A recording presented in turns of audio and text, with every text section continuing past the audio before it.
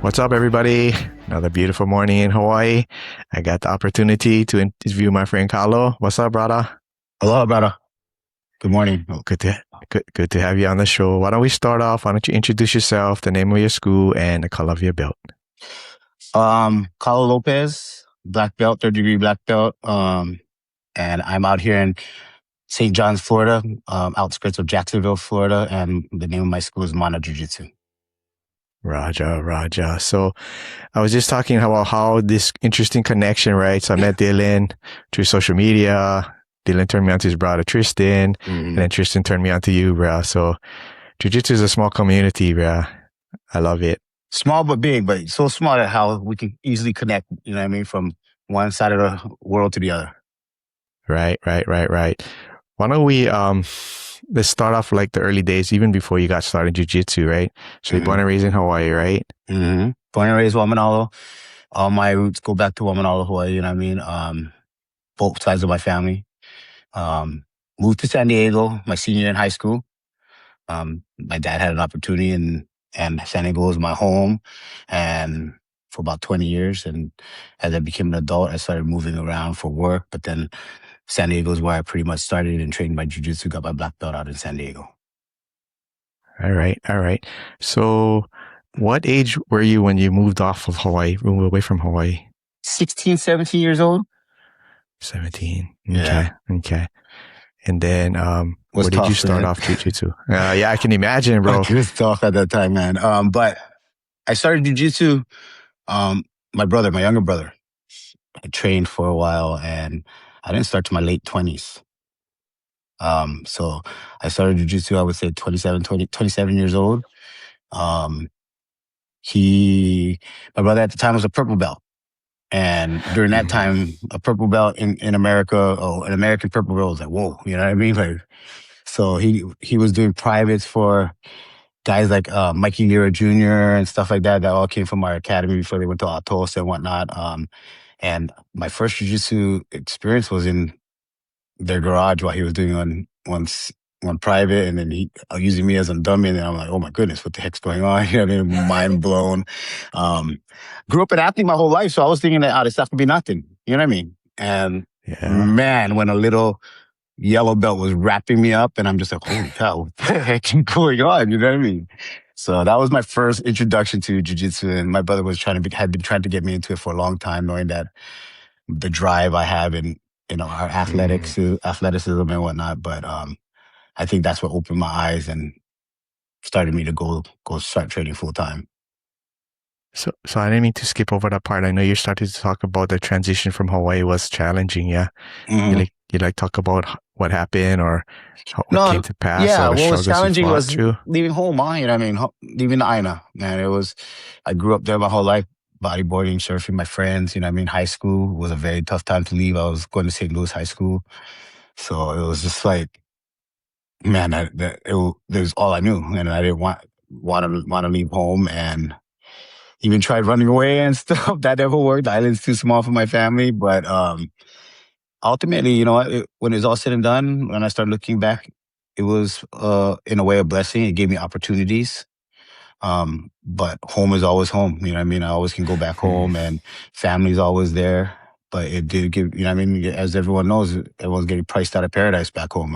It's very hard to live. And fortunately, at one point, it was before this, everyone was really getting priced out. It was in the 90s when I left. And so it was just a decision my dad made. He had an opportunity. He worked for the military, trained dolphins for the military his whole life. And that's what got us to San Diego. That's an interesting line of work, bro. Training dolphins, man. For the military, it's cool. Crazy. It's very crazy. A lot of people have their hunches on what they do, and most of them is right, but it's a lot of top secret stuff. And having to grow up like that, you know what I mean, not knowing exactly what he's doing, and people asking, like, "Hey, I only know what you guys know," you know what I mean? So, but it got us to where we are. My entire family moved to San Diego. One of my brothers that was my younger brother right below me, he was in Kamehameha High School, so they gave him a 1-year leave of absence, and he decided to go back. So he's my only brother that ended up going back to Hawaii because of the fact that he had the opportunity to go back to Kamehameha. And now he stays there, lives there out in Kapolei area, Evo. You think moving off at that age kind of forced you to kind of grow up or change the path of your life? I think so because it was a culture shock, huh? Mm, Total culture shock, especially at that time, and dealing with that culture shock and trying to adapt. I think helped me mature and grow as a human being quicker. You know what I mean, and understanding a different type of lifestyle than what we are back home in Hawaii. You know what I mean, back home in Hawaii, we've got a we got our type of lifestyle, real kick back, laid back. You know what I mean, choke aloha, you know what I mean? But don't get me wrong, there's trouble. You know, we get into trouble at times, but mm, over here was just totally different, man. When you move to the mainland, I had to deal like n- dealing with like, and to be honest, with you, I tell people all the time, I never knew what a Mexican was, and I went to San Diego where there's all kinds of Mexican, and I was thought I was a Mexican, so people talk Spanish to me, and you know what I mean. So it was a big adapt, big way to adapt, but it allowed me to grow and um see other heritages and other backgrounds and acknowledge it and appreciate it. You know what I mean? mm, mm. Made your appreciation for Hawaii even bigger, yeah. Oh man, you never know. I tell people all the time, man. Growing up in paradise, I never. I knew I was grew up in paradise. We all know we grew up in paradise, right? But we take it for granted. When you go somewhere and you realize, like, oh my gosh, you know what I mean? And you go back home and you just realize how fortunate we are. You know what I mean? To be chosen to live in this small dot in the Yeah, middle of the Pacific. You know what I mean? yeah. So I always take that to heart, and that's why I always try to stay strong to the roots, no matter where I'm at. Did you, when you're in San Diego, like, were you near beaches? Like, could you get to the beach? Was it like different Yeah, or I still same? try to get out there as much, but the water's so cool out there, man. So you know, it's literally away from being getting in there. Beach has always been a big part of me. Bodyboarding, growing up in Waimanalo, you know what I mean? Sandy's Makapu was always a big deal to me, and even those type of things. But and the water was a huge part of my life, so that was a big part of leaving Hawaii. That was hard, and I tried to get in the beach as much as possible, but it's not like Hawaii, man. It's so Uh, much different. uh. You know what I mean? Yeah. So, so you said you were in St. Louis. I'm assuming you were playing like sports, football, baseball, Yeah, basketball, track, maybe. I got out of it early because I fell so much in love with the with just staying in the beach and whatnot. But I did put in my freshman year. I played basketball, baseball. You know what I mean, and whatnot. And then I just decided I was gonna go do some football. And then I was like, man, I don't even want to. I wanted to just be at the beach. You know what I mean? So that's my brother. Them though all played and whatnot. They all decided to stay in and play as much I as they could. see. Yeah. So, okay, so you get to San Diego. hmm You're trying to adapt to the lifestyle there, and then so you're 17, and then you start jujitsu at 27. So there's about 10 years. What are you doing to keep yourself active and fit and busy? Well, I had a kid early, which also helped me grow up. I had my first daughter at 19. Oh no, 20. Shoot, 20. I just hit turned 20, and so that helped me grow up a lot. But throughout that time, and I mean, I was always an athlete, so I tried to always want to be competitive, and I played some travel softball. But we all know that didn't keep me in shape like I should. You know what I mean? And then playing basketball, pick up basketball as much as possible, rec basketball, adult rec basketball, um, and lifting. You know what I mean? Doing what we do, lift weights, getting in the gym as much as possible. But man, none of that is compared to when you step on that mat for the first time and you think you're in shape, but you're not in shape until you realize that you what really in shape is, man. You think if your brother hadn't introduced you to it, would you have eventually gotten into it, or not really sure? Not really sure because that was my avenue. You know what I mean? Like, what had happened is he introduced me to it, like I said, in the garage, doing privates for people and whatnot. But I really didn't get into it until they started where I got my black belt Pitbull Jiu-Jitsu, Club de Jiu-Jitsu Pitbull, which comes out of Terrasopolis, Rio de Janeiro. That's where our instructors came from. But if it wasn't for my oldest daughter starting jujitsu, my brother was running the kids class. They started a kids class program, and he's like, "Hey, bring your daughter in." I sat down there for like the first week watching, you know what I mean?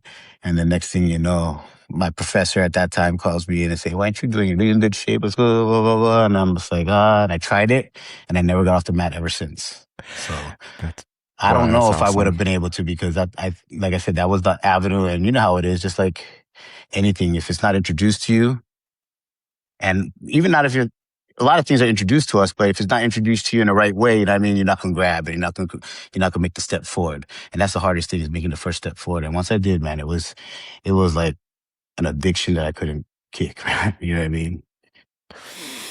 Yeah. So it's interesting. So you started there, and then you went all Mhm. the way to black belt at the same school. Yes, Oh, yes. Black belt at the same school. Basically got my black belt from my brother and one of my instructors. Well, my instructor went back to Brazil, had some our academy. My brother was already a black belt, so our instructor couldn't. His visa problems, had to go back to Brazil. So he would send people back and forth. At the time, though, I had moved to New Mexico, Albuquerque, New Mexico. And that's where my brother and I told my brother, hey, I was training out there. I'm like, man, the jiu-jitsu is not that good out here. You know what I mean? You should come out here. We should try to open a school out here. And that's where we opened up a school together and had a school out there for 9 years, a Pitbull Jiu-Jitsu school out there for 9 years. And probably competitively had probably one of had the top school in New Mexico at the time. You know what I mean? Basically Baja was the big school before we came into it. And great instructors, world champions, Roberto Tusa, you know what I mean? Barata was there. So real awesome people, but I just started my own thing on the other side of the river, and we had to compete against them. And we did in first year, we came in like sixth in the state. Then after that, for the next 6 years, we came number one in the state. I ended up growing an incredible kids program, an adult program, and just traveled throughout all the Southwest with my team out there, and for like 9 years. what year did that start when you started the school 2009. up? 2009. Okay. 2009, I brought my brother out there. That's when he gave me my purple belt. I was a blue belt at the time, training, help teaching at this other school that was out there. And then I was just like, man, I was actually, the black belt wasn't really training with me as much. And you know what I mean? I was teaching a lot of classes. I'm just like, man, I need some training. You know what I mean? Because every now and then Mm. I go back to San Diego and get as much training as I can. And at the time, my brother was a black belt. He had new minted black belt, maybe a year. And I'm just like, you got to come out here. There's an opportunity out here. We can probably create a pretty good school out here. And so we did. And we worked together to try to build a school. He had to leave back to San Diego due to family situations, his immediate family. But and that's when I took it over full time. But we had a very successful school out there. I have some pretty, you know what I mean? I had a world champion under me. I don't know if you've heard of Estevan Martinez, the Giant Slayer.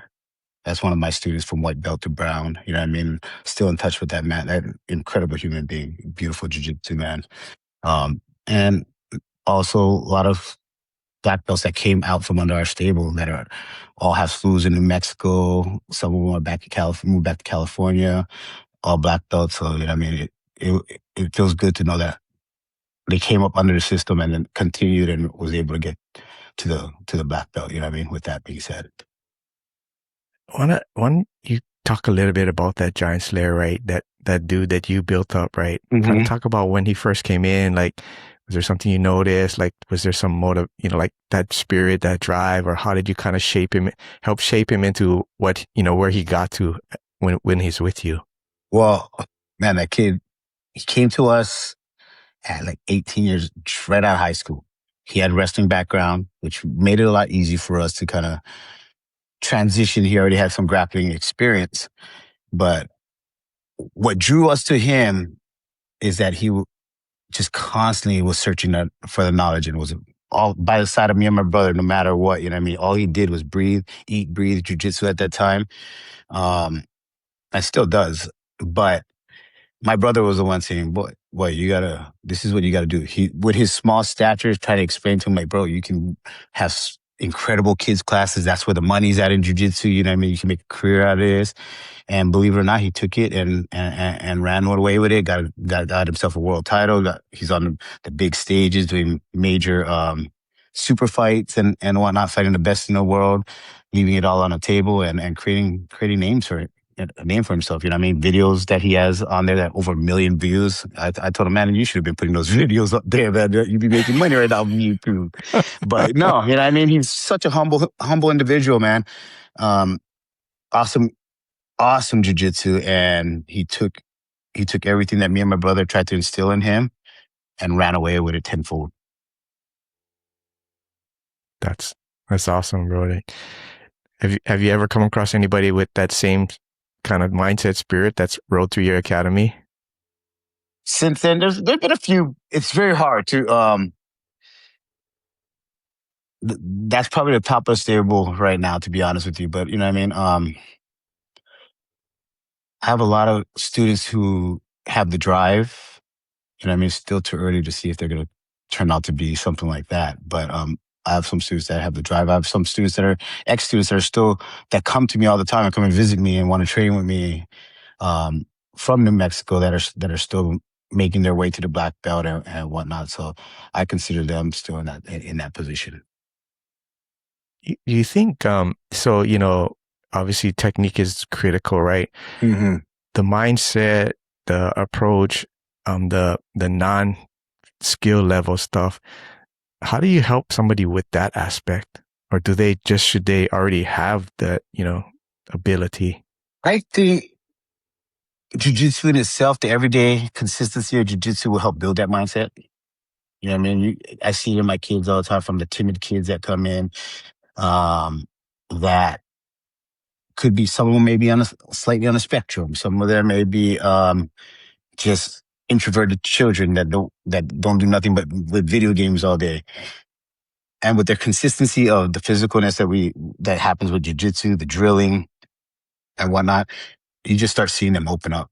You know what I mean? And start growing. And I think jiu-jitsu does that no matter what. Like, even myself, like I'm kind of to myself type of person, but it opened me up more as socially. You know what I mean? Because as you know, in on the mats, all walks of life is on that mat, and so that opens up such a social. You know what I mean? Opens you up socially. You're able to talk to doctors. You know what I mean? You're able to have conversations with lawyers now. You know what I mean? Even with an ex-felon at times. You know what I mean? So it doesn't. Right. All walks of life come through this jiu-jitsu, and um, I think all that is developed through like the lifestyle. You know what I mean? The lifestyle of jiu-jitsu is it's a grueling, demanding style, but it's also so beneficial in many ways. It humbles people. You know what I mean? Um, and I think that through the drilling, through the constant training, through the constantly being humble, being the nail every day before you become the hammer kind of situation, that just creates an individual. You know what I mean? Diamonds is made with pressure, and that's Right. why I try to say all the time. The pressure diamonds are created, and that's why you get such beautiful people out of this lifestyle when it's all said and done. So I know you mentioned the Giant Slayer had a good wrestling background. You think that's kind of a key skill to have for somebody that's trying to compete at the highest level? It's beneficial. I think it's beneficial. You know, I mean, we all jiu-jitsu, we do judo, we do wrestling, we have a little mix of all of it. But this new American jiu-jitsu style that everyone's talking about, you know, I mean, we have such a good base in America, with wrestling, and a lot of these wrestlers are after high school have nothing to do and they're transitioning over. So, which is actually starting to leak into our training, and the smart ones are taking advantage of it. You know what I mean? Myself as a professor, any wrestler comes in, I'll feed into it. You know what I mean? I'll be like, oh, I want to see what they're doing and learn from it. Yeah, I've got my basic wrestling skills. I think I can wrestle pretty well, but you know what I mean? Everybody has their own niche. Everybody has a specialty, just like a boxer, you know what I mean? And whatnot. But there's certain things that we can learn from wrestling. And in my opinion, I first used to think that the judo was best with it. I think all of it is, but a lot of my game, I think now has like a little wrestle up because of it. I mean, half guards. When I play my half guard, a lot of wrestling up to my half guard and whatnot. So I think it's very helpful. The other thing I noticed too, that kids or adults that come to the wrestling program, Mm-hmm. because wrestling in itself is pretty it's pretty grueling, right? It's not Heck an yeah. easy sport to be involved in. Hmm. So they already come with that grit, that perseverance, that Right. motivation and drive. They don't give up easily. Yeah. Hmm. You know what I tell my kids too? My daughter wrestled 2 years in high school, and I wanted her to wrestle, but all my kids in jujitsu now, and I tell their parents, Wednesday I do a wrestling class. I have the wrestling high school coach come over. It's kind of so I can use it kind of almost like a feeder. But I'm letting them know, like, hey, some of these kids, they don't even play any other sports. This could be a sport for them when they go into high Mm, school. And I tell them, take advantage of this. Go to high school. When you go to high school, wrestle. You're getting 4 years of free training, free education, and you know what I mean. right. You bring it back to the mat and train jujitsu. And I even let them know, I know you're not going to be training when it comes wrestling season. I know you're not going to be training as much jujitsu. You just mix in as much as you can, learn as much as you can there, and you can see ultimately how it'll help your jujitsu. And my daughter's a perfect example, man. She just graduated last year. She's a blue belt. I even let her teach wrestling now because her wrestling is so good. You know what I mean? She's got a killer fireman. She's got a killer double leg and whatnot. And her shots are just crazy. So and it's all through training. You know what I mean? You get this free Mm, training from mm. guys who do that's their specialty. Take advantage of those things. I'm 100% for that for my students. How many kids do you have? Myself, Yeah. How many do you have? I have three, but I'm a blended family of five. Oh, nice. Yeah. So do all the kids or have all the kids participated in jujitsu? Yes, my oldest started. She hasn't trained in a while, but she wants to get back in it. She's 28 now. My 18, 19-year-old and my 16-year-old, they're pretty consistent with the jujitsu, especially since she's done wrestling now. And then my two stepchildren, they just started this year, which is good. And my fiance, she's training now, and she's training almost at a full time basis. We That's own and operate I our academy together. You know what I mean? So it's that's become a awesome. full family lifestyle. That's awesome to hear, bro. I love Yeah. that. I love when families train together. It just builds this special bond that Hmm. people that aren't in it, they can't understand what it does. Hmm. And it trickles off into the business. You know what I mean? Because they see you as a family, and then it usually starts off the dad's bringing in the kid, right? And then they sit down for a little bit, and then, oh, that looks interesting. Well, come on, get on the mat. You know what I mean? And then they get it on the mat, and I have probably like 10 dads at least, you know what I mean, that are training with me on a normal basis for my students, and a couple mothers. So, which is great, you know what I mean? Like maybe 4 or 5 mothers that are in on it, and a couple families that mom, dad train. So, you know what I mean? Taking after kind of what we're doing, and it kind of is like what they say, you surround yourself with people that you want to be around with, that you're going to see that's what it's going to become, right? And just like jujitsu, somebody's style, your professor's style is more than likely going to rub off on you. You know what I mean? You're going to take majority of their style. Yeah, you're going to learn a lot of stuff with the internet and whatnot, but ultimately your style is going to be this. And I think it's the same with kind of how your academy is. You know what I mean? And with my academy, people say it's different than they've been other, but I just think it's because how we are from Hawaii. You know what I mean? I treat everybody with aloha. You know what I mean? Everybody is ohana no matter what. You know what I mean? You step on that mat with me, you're now ohana. You know what I mean? So, and I think they feel that, and it starts transitioning into their lifestyle. That's the thing, yeah. When the vibe of a gym is a certain way, as soon as a Hmm. person steps in, they know already, right? If it's a caring, you know what I mean, like a good Hmm. vibe, they feel it, right? If it's Right. like kind of cliquish where groups off sit off to their side and they're not interacting with each other, you just feel that feeling straight off the bat. Right. So creating what you created there, extension of Hawaii, bro, that's awesome, man. That's Yeah. beautiful. It will never change, man. That's just how we are. You know what I mean? How I am. And in a way, I think that's the key to success when it's all said and done. Okay, so you had the academy in New Mexico for 9 years, Yep. and then when did that end? When did it run in over there? I actually what had happened is through work, I was working full time, man, over there in New Mexico. What got me out to New Mexico, I was a national union organizer for hospital workers. So I was in charge of the University of New Mexico Hospital and overseeing the workers there, negotiating their contracts, representing them when needed be. So I would go to work in the daytime. I would teach class in the morning, go to work, come during lunch, teach lunch class, shower up, go back to work, and then come back at 5 o'clock. And that was my day every day, bro. And um, yeah, it was a grind, but you know what? That was the first time ever being landlocked. So that kind of like was my my therapy, not having water. You know what I Mm. mean? So that helped a lot. But yeah, 2009 got in there and we grinded to about, it was like, I want to say it was like 2000. I was there for like 8, 9 years. 9 years. So 2018, I think. And that's when I went to Connecticut for work. And when I went to Connecticut for work, I had to help out with a hospital up there in Danbury, Connecticut. And that's where met Formiga. And started training with Formiga.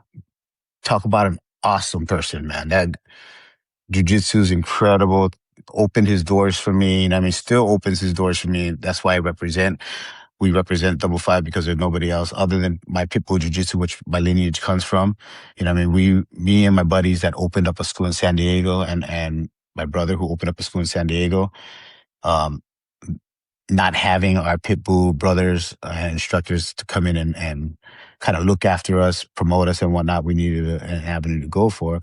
And I introduced my brother and my buddy Dustin to Formiga, and ever since then, man, we've been Double Five. This guy is taking care of us, you know what I mean? And 13-time world champion. So there's no, there, you know what I mean? We try to follow the follow the path of someone who's done it and does it. You know what I'm saying? At the same time. Right, So, right. but incredible human being, incredible jujitsu. That man is that dude's the man. Okay, so you're up there doing work for a Doing bit. for a bit. Then I got out of there and moved back to San Diego. And then when we moved back to San Diego, that's when my buddy Dustin and my brother and myself decided let's go. We were teaching out of the YMCA over there at one point, and then it started outgrowing the YMCA. Also, the YMCA was only giving us so many days, like 3 or 4 days a week to teach. So we know at the point it was getting big. We needed, and being in the Mecca at the time of jiu-jitsu, right, San Diego, everyone's training 5, 6 days a week. We needed to get our people at that point. So we started looking for a spot and we opened up a jiu-jitsu academy called Studio 33 out in Bonita in Chula Vista, like South San Diego. And they're still operating right now, man. My buddy Dustin is killing it over there and they've got some very good young kids killing it. And he's got to be close to 100 students right now, at least. Yeah, just blowing up. And shout out to Dustin, man. Professor Peak is the man. Okay, so you opened that school. Okay, so then, I mean, is the next jump to where you're at now? Florida, yep. Then I came to Florida. Right before COVID, my job took me to Florida. So I spent some COVID years out here. Trained out here at a John Jacques Machado school. Same thing out here. It was just like I was teaching a lot out here. Not to say that Florida doesn't have good jiu-jitsu, but I also knew that it had room for some more good jiu-jitsu. So went back to San Diego. My dad passed away. Went home to go be with my mom for a little bit. Worked down there in San Diego for a little bit. And then my oldest daughter lives out here. I met my fiance and we just wanted to start new beginnings, you know what I mean, together. And we had the plan to come out to Florida, open up a food truck, a Hawaiian food truck, which we did, as well as our jiu-jitsu academy. And here I am, you know what I mean? Operating a full-time jiu-jitsu academy and working on doing a food truck at times. Dang, you're a busy guy, dude. Yeah. I mean, you should write the book on how to open up jujitsu schools, bro. Oh, my How God. many is that? It's like 4. Is that 4 or 5? I would say 1, 2. This technically third. Third? Technically the Yeah. third one. The Pitbull one, the first one that we opened was technically in New Mexico. They're from New Mexico to San Diego. Granted, the YMCA we don't count as a school, but we opened up the Studio 33, which they've been there probably about 8, 9 years now already. and then now the Florida one. Which school do you think was the most challenging to start up? I would say New Mexico. Here was pretty challenging, but I think the recipe came from New Mexico. Because what happened in New Mexico, got mats and started in the garage. And the plan was to get as many students as we can to pay for the rent. Look around and pay for that at least pay for the rent, right? So it's not coming out of pocket. And as you know, when you leave out of your garage and everyone says you're coming, some of them don't, right? So you get the majority of what some of them do. So you got to eat it at first for a little bit. But the fact that Gracie Baja was such a staple there, they had 3 or 4 different schools there, you know what I mean? Going there with a handful of people that came out of the garage and not knowing at that time how to market, you know what I mean, how to get everything out there. It was, and get our name out there and whatnot, just kind of grinding, getting into tournaments, letting the jiu-jitsu show and people, oh, we're going to come train with you guys. That's kind of how it was. And so it took a little bit of time until we became a good sized academy where we could compete with Gracie Bao, who had 4 schools that we had to compete against, you know what I mean, as well as the other local schools. But over here wasn't as tough because I took that recipe and kind of expanded it more. I had a bigger start in the garage. I had a partner who was, as in my fiance, who was very supportive. So getting out the transition wasn't as hard as when it was in New Mexico. It wasn't financially because we were able to move out, pay our rent and whatnot. And I've been open at my school going on 4 months, and we're growing every month, man. Every month there's students and students and students. So and I'm not coming out of pocket, which is a success at this point, you know what I mean? And not paying my students are paying the rent. You know what I mean? That's huge. Usually they say it takes 2 years, right, for a business to start paying for itself and whatnot. And we're just fortunate that we got a good location. You know what I mean? We got great students, loyal students, and I like to say we got some pretty good jiu-jitsu behind those doors. You know what I mean? What's something that, somebody who might be thinking about starting a school, they might not think about, that maybe something you kind of had to learn the hard way going to different, school building, that maybe something they need to consider before they just jump in? I think the whole, you know what I mean? Like I said from the beginning, not knowing, New Mexico, I didn't know anything. We just thought, oh, open up a school, we're going to get students, you know what I mean? Everyone thinks that it's just so easy. How to market it, how to get your name out there in the best way possible, how to draw people in, you know what I mean? There's a lot of little tricks that I think I've learned. Like before, a lot of people used to want to put their whole emblem and whatnot up on the sign. I came to the point, no, just put jiu-jitsu up there. You know what I mean? Use your windows as your stuff like that, so they know that they're coming to jiu-jitsu. You know what I mean? Just little things like that. But I think the marketing thing, knowing how to market, how to get your name out there, how to competitively be competitive with everybody else that's around you. Also, these are a lot of things that people got to take into consideration, and also knowing that you got to have a little bit on the back end. You got to make sure that you're prepared, because if not, you can drown. You know what I mean? You got to make sure you're prepared, because there's some unexpected things. Not every student is there the whole time. As you know, people come in, they may train 2-3 months, and then they're gone. You know what I mean? Because it becomes too hard for them. It even goes down to the blue belts. You get how many blue belts I've seen, I've given blue belts, and next thing you know, they know everything, and you don't see those blue belts ever again, right? So you got to take those into consideration. But then you got the hardcores. They're going to keep on going, and that's the ones you got to start focusing on. You got to see, and you got to make sure that you pay that attention to them so that they keep that drive going. Mm-hmm. How's the real estate out there in Forest? Forest, you guys got to obviously rent space, right? When you moved out of the garage, was it challenging to find space, or is it where you wasn't too wanted to? bad? Yes, because with me and my fiance, we knew where we wanted to be, the areas that we wanted to be, because of the neighborhoods, the children. When we moved out to where we moved out, we were looking for a place to live, and we moved into our neighborhood because of the amount of children and how family oriented it was. You know what I mean? Like at this point in my life in jiu-jitsu, I'm here to build the youth. You know what I mean? And I tell everybody that at my academy when they're like, "Oh, where's the adults?" And I'm like, I could care about the adults. You know what I mean? They want to come in train. That's their benefit to come in train. I'll train with them, but I'm more worried about the youth, you know what I mean? And building up from the youth, because when you start them from young, they're the ones that can be loyal to you. You know what I mean? They're the ones that can continue to follow you. And they'll be like, "Oh, uncle," you know what I mean?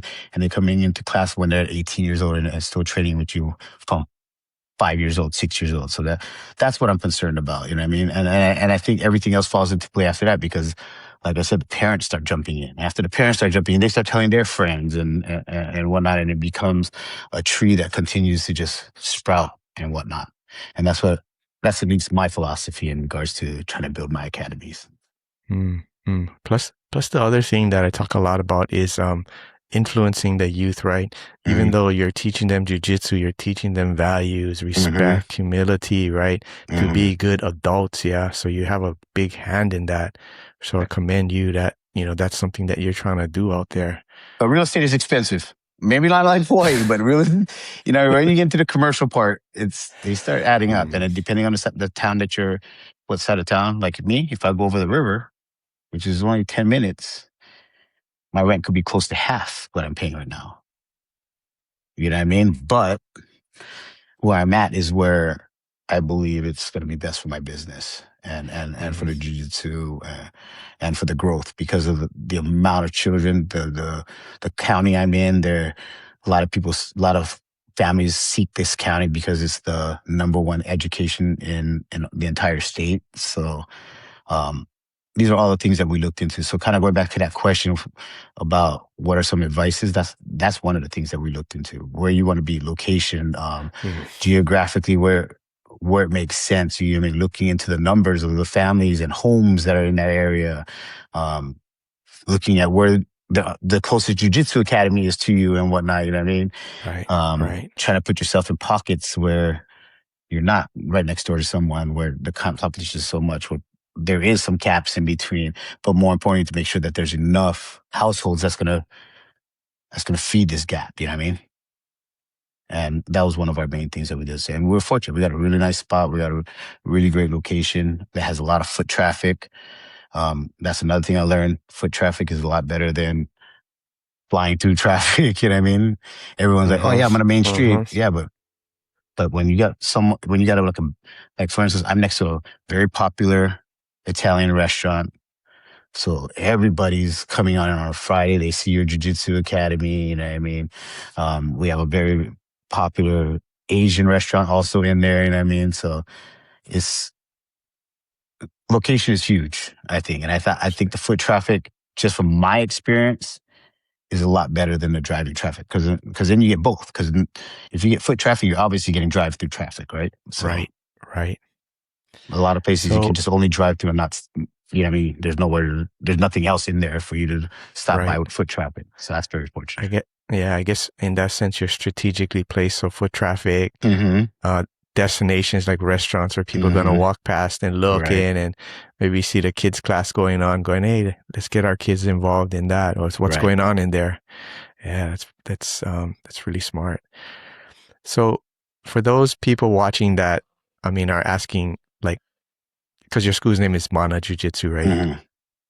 They're going to ask, what does that mean, right? Like, they're not from Hawaii, so they don't understand. Like, what do you want to explain? Power, you know what I mean? Yeah, strength, power, going back to the roots of our jiu-jitsu. And if you look at my emblem, my cousin was very deep rooted into the Hawaiian culture.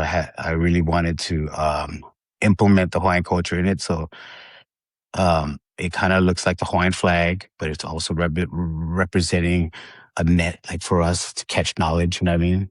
And whatnot. So yeah, when it comes down to my roots, my Hawaiian roots, I really try to put it into a Brazilian Jiu-Jitsu as much as possible. That's awesome. Weird question, but is there anybody out there that is from Hawaii in your area that, you get Hawaii night where they go hang out, or not too many people from Hawaii out there? You know what? Believe it or not, before my Hawaiian barbecue food truck opened up our avenues to a lot of locals out here. We didn't think there was much more locals out here than we thought. But do we hang? Not to that extent. You know, what I mean, I don't really have many Hawaiians in my yet inside my academy. Um, but I do through my food truck, yes, but not really like that yet. We're still pretty young in my academy. We're like I said, about 4 months in, so hopefully. But like I said, all my students are at this point. You know, what I mean, they kind of just off of how we are. My fiance is also from Hawaii. I mean, she was born in Hawaii, raised in San Diego, but raised by her parents that very much so kept the culture alive in her. So it's starting to trickle off on our people. So we do hangouts and whatnot with them. Yeah, they're not straight locals, but it kind of feel like that at times. You know what I mean? Let's talk about your food truck, bro. So, what's the name of your food truck? Malo grinds coming from The Waimanalo, yeah. It's just is regular plate the lunches, cause eh, just regular plate lunches, kalbi. You know what I mean? Kept it real simple, kalbi, teriyaki chicken. We do a clue pig. You know what I mean? Every now and then we'll throw some stuff like a special for the week, whether it's stew, whether it's but then we also have like our garlic shrimp and whatnot. So very basic, you know what I mean? Like what you would expect in Hawaii for a plate lunch, mac salad. I mean, a normal plate lunch, bro. And you can mix them up, right. everything like that. So kept it real simple, but using family recipes from back home in Waimanalo and always trying to represent where I come from. So when we decided to name it, we were like, you know what, all this food comes from back home, so let's call it Nalo Grinds. And it's Yes. stuck and it's been going. So who's the cook? Technically me, but I got my son them working now too. We got workers now. Technically me, but no, mama does the helps with the soaking and whatnot. My mom gave the recipes to my fiance and she she's got my fiance Liz has grabbed it and ran away with it. And so all the prepping, it takes a lot of time. You gotta prep, you gotta soak and stuff like that. Yeah. She's always on that. So we stay in front of it. But since we've been really operating with the academy, we've been more concentrating on the academy, and we just mainly do events, like bigger events here and there with the food truck. We used to do it. The food truck before the academy was open was more of a weekly thing, but we had to dial it down so I could focus on the academy because the academy is starting to grow, and we need a front end at all times because people are coming in all the time. So, yeah, we only do catering and like bigger events, like a beach event or Mhm. whatnot. Yeah, because I was gonna say, oh, bro, I know with food trucks you get all the prep early morning, wake up Hmm. super early, get all that stuff ready, and then to have to do that and then teach classes all day and into the evening, bruh, It there's was, not it was, enough it can hours be in the day for taxing. You that. know what I mean? It can be taxing, but us, you know what I mean? We growing up in Hawaii, you gotta figure out how to make ends meet. You know what I mean? And that's been the way of my life from the very beginning. So it's normal to me. You know what I mean? And I think also jujitsu. You know what I mean? Our dedication to jujitsu is not an easy thing. So it kind of creates that character in me also, and helps that character continue to go. Yeah, teach you how to do hard things, right? Things, bro. Yeah. Yes. So what's the competition scene look like out there? Um. Well, now, I mean, IBGGF is out here in Orlando, and we're only about an hour and a half from Orlando. So, we get the big ones in Orlando. I think we get one of the pans. I think every now and then the worlds we got all the opens. But my school's getting ready for that tap out cancer, which is going to be in Mm. September. Naga comes here. Um, One of the local ones that's out here, and it's a pretty good tournament. It's called New Breed. Um, but the competition scene's all right, actually. You know what I mean? I'm in Northern Florida. I haven't seen how it is in Southern Florida, where I know there's really good Mm. jiu-jitsu down there in Miami and whatnot. And in Tampa on the West Coast, there's a lot of good jiu-jitsu. I know Hops and Moro's out there. I know Fight Sports is down in Miami. So there's good jiu-jitsu out here. You know what I mean? It's just scattered. I know Mm. Bruno Malfacine is out in Orlando. You know what I mean? So there's really good jiu-jitsu. And I think that IBGGF coming to Orlando and coming to Florida and mixing it up, not just in San Diego, I mean, not just in California, it has Right. helped that with the competition scene. So I That's think awesome. I think it's on its way, man. I think it's growing. I think Florida in due time is going to be one one of those powerhouses, you know what I mean? Now Texas is a powerhouse because people started going to Texas, Mm-hmm. right? New Mm-hmm. York has always kind of had their foothold in it. California, Southern California especially, has always been, you know what I mean? And just like Hawaii, man, with our warrior spirit, man, whenever I go home to Hawaii, man, everybody can scrap. So it's, you know what I mean? It's a scrap, no matter what belt I am, man. You know what I mean? Everybody, they come for you, bro. So I have big things for Hawaii, man. I wish I could. That's why when I go down there, I don't mind sharing my jujitsu. I like I said, I go and I have friends out there at Papakolea, my brother Kalea Hawaii, and I go out and teach out there. He supports me and lets me come teach. He sometimes does some seminars or workshops for me. But you know what I mean, sharing the knowledge and knowing that our people have warrior class, you know what I mean, has like a warrior instinct in them is a benefit to us because I think our jiu-jitsu in Hawaii, I've seen a lot. I train with guys there in Hawaii, and I think it's the same thing like with our sports because we're so far away, we don't get the recognition. You know what I mean? But man, there's some killer jiu-jitsu down in Hawaii, man, and I don't think people really understand it and know that. But there's some killer jiu-jitsu in Hawaii, man. Yeah, you're right. I was just talking to somebody about that last night. So we finally got the IBJJF to come back this year. So we had our first event about 2-3 weeks ago after about 15 years. So I heard too that they're coming back again next year. So Good. I think we They made a good should, enough man. impression. Good. Yeah, so they'll keep coming out. I mean, I think the one people are waiting for is ADCC to show up out here, but you know, got to keep our fingers crossed on that one. That'd be cool. Yeah, but so you guys got to go to California for the West Coast trials and everything if you like to do them. And that's what I'm saying. Like, it's always been an extra mission for us because of where we come from. You know what I mean? For us to get our names out there as Hawaiians. You know what I mean? In whatever sport we're doing.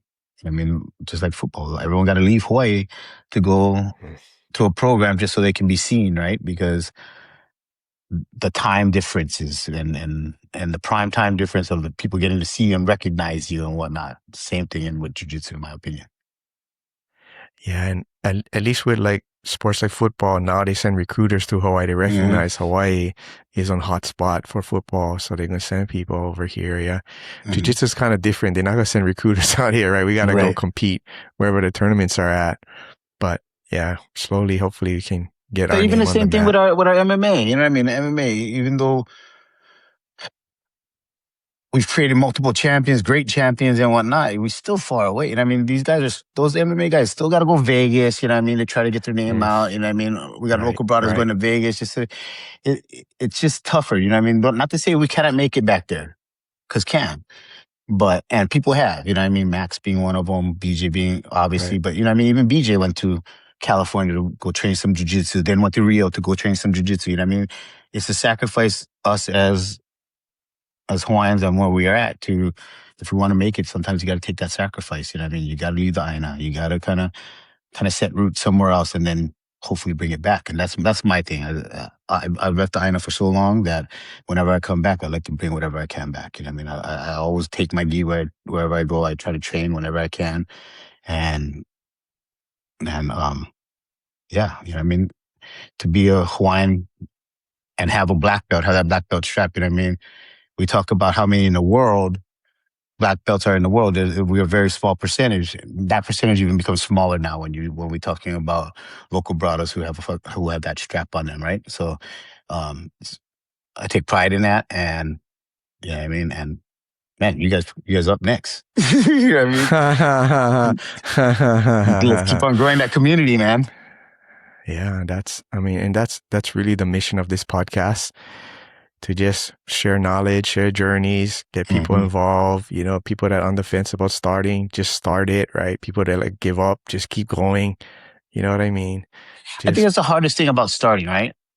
Since you mentioned that, like I tell people all the time, the biggest thing was getting your foot in the door at first because it's intimidating. You know what I mean? Especially if you come in as a grown man, it was intimidating. You know what I mean? Last thing we want to do, everybody's filled with pride, you know what I mean? And they say leave the ego at the door. It's much easier said than done.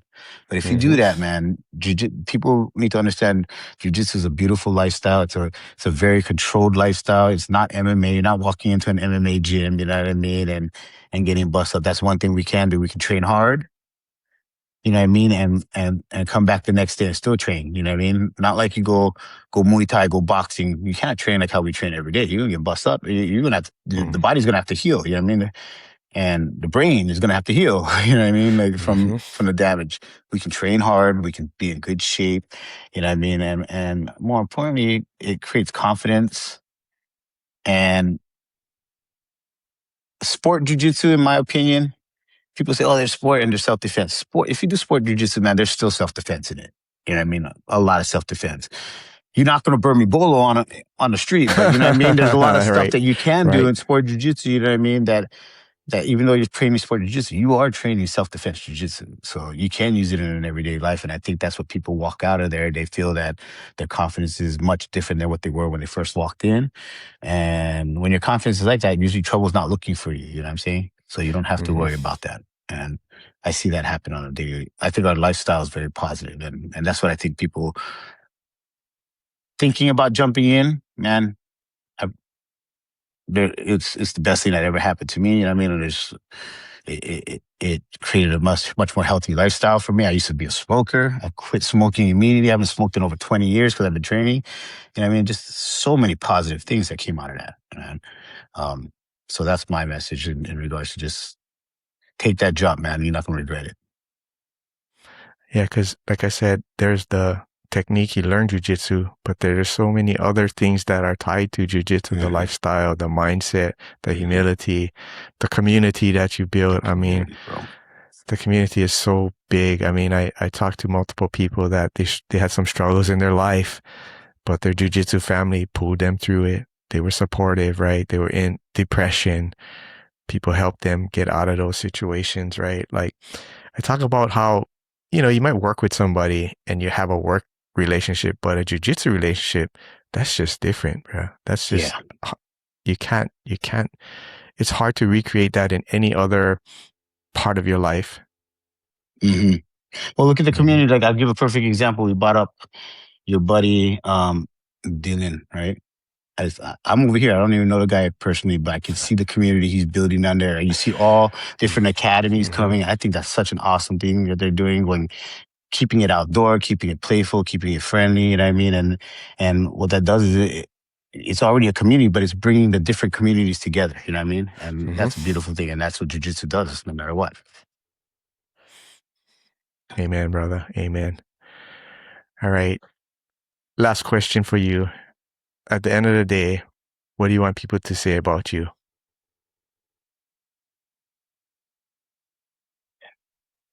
Um, I don't want anybody to say nothing about me, man. I just think that if they can appreciate, they say that I gave it all. You know what I mean? That I never held any of my jujitsu back. That I was, you know what I mean? That I was a great human being, and that whatever they learned from me helped them in their life. You know what I mean? Not about jujitsu, just help them in their life. You know what I mean? Mm. Um, that's it, man. Other than that, you know what I mean? I love doing what I do. So it's nothing that I want credit for. You know what I'm saying? The credit comes when for my students out there having fun, out there competing, and I tell my students, you don't even have to compete. I don't care. As long as you're doing it, then I see you grow as an individual. Um, and as we know, most of your students won't compete. So you're gonna see most of that growth come through just jujitsu itself. So that's all. You know what I mean? As long as they think that Kalo was a good instructor, had pretty good jujitsu, was a great human being, and you know what I mean? That's what I want. I say this a lot about a lot of people, right? That um, you have your black belt in life, right? Hmm. That's way better than anything else that you can attain, right? Being a good person, caring Right, about others, putting others in front of you, right? Seeing the successes. They're celebrating their success more than you might not celebrate your own success, right? right. Yeah. Yeah. Yeah, As I'm a more proud of my students than anything. I mean, you know what I mean, like I'm old. I don't. I have ambitions to compete masters and stuff in the future, but I'm growing. I'm trying to build an academy and whatnot. So right now it's just like my joy is seeing my students succeed and putting everything into my students to help them succeed in whatever their goals are. So that's and where I'm at. I felt it before where you've helped somebody at a young age, like a kid, and then maybe Mhm. they're an adult now and they come Right. back to you and they talk about lessons that you taught them. Mhm. And that's the payoff. Yeah. That's That the is part where it's like, oh 100% yeah, you feel them right there in your heart, right? Like, oh yeah, that's the one. priceless. That's priceless, bro. Hmm. Yes. Hmm. Hmm. Yes, sir. All right, brother Kalo. I appreciate you taking time All right, Robert. today to Much talk with me, mahalo. bro. I And appreciate it. then if you ever come to Hawaii, come check us out, bro. I would love to see you at where we train at.